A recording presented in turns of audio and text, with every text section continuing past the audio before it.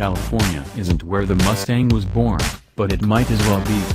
The Dearborn-bred pony car instantly formed a bond with the sun-kissed state, and Mustangs have been cruising in town or winding through the hills since 1964.5.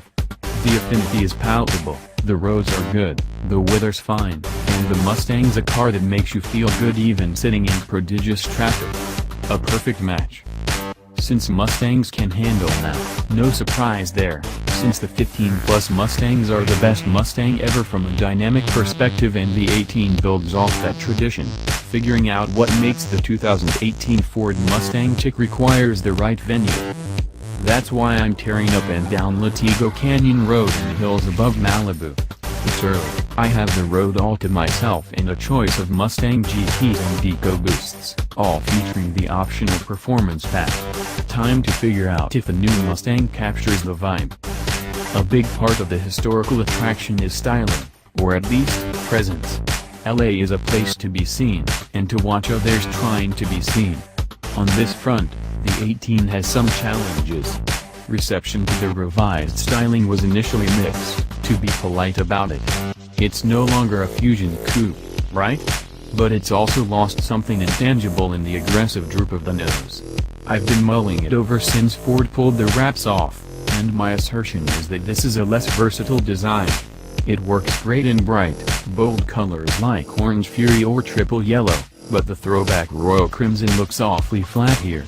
From the right angle, and particularly in profile, it's very much still a Mustang.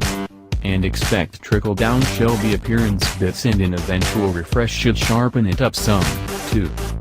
What'll get more attention on the boulevard is how it sounds, at least in GT form. It's positively ferocious. Carl Whitman, the Mustang's chief engineer, told me that the #1 request they got about the last car was to make the V8 a little louder. With the active valve performance exhaust equipped, and sport mode engaged, it burbles and snarls without sounding necessarily vintage.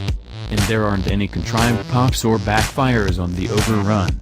No one with a soulful bone in their body will fail to watch the GT rip by.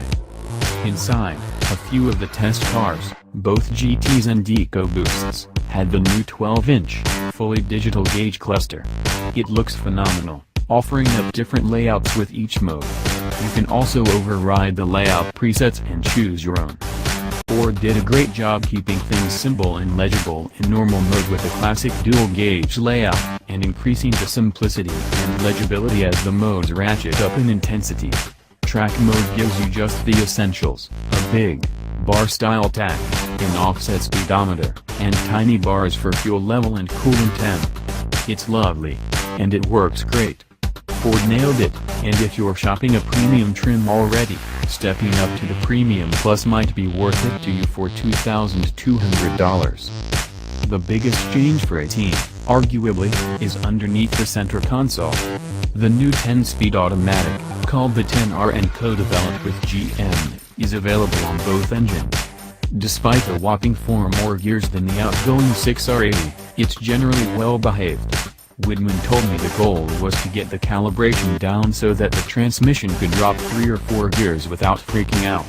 And indeed, a 3-gear downshift, the largest I saw in normal testing, didn't feel much different than a 2-gear downshift in a 6-speed auto. There's a pause, and then it's done. It's quick enough to satisfy, especially in sport and track modes. Popping the gear selector lever and shifting yourself doesn't seem to affect shift speed, and it's also satisfying. Generally,